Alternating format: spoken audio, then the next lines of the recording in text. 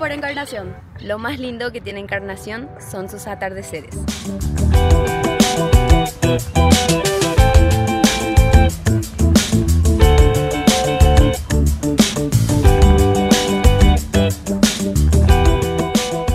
Bueno, me encuentro con más turistas aquí en Encarnación mostrando cómo se está preparando esta ciudad para el rally. Estoy con mi tocayo Hugo y Miriam de Río Negro. De Río Negro. Bueno, ¿en qué se vinieron ustedes?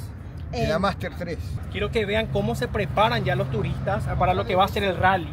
Estamos entrando en la casa de la familia Sarmiento. Sarmiento. De la Gruta, Río Negro. Y así disfrutan de lo que es Encarnación. Y la verdad que Encarnación fue algo maravilloso, encontrar una educación. Hay tantas cosas para conocer, hay tantos lugares hermosos.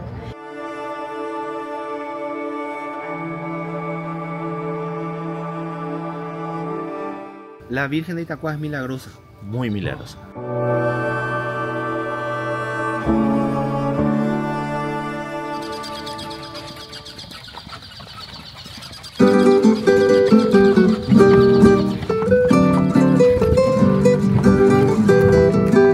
Nos encontramos en el Museo de la Sugerencia.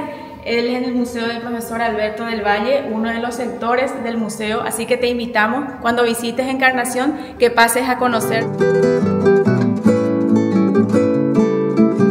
Me jubilo y ya mi anhelo era esto. ¿Y siempre tuviste en mente hacer este recorrido con tu señora? Sí, sí. ¿Por qué te conmueve mucho, Hugo? Porque no es para todo esto.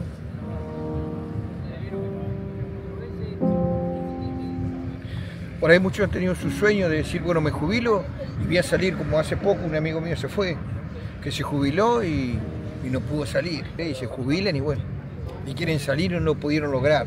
Esta aventura hermosa creo que no iba a ser lo mismo sin ella.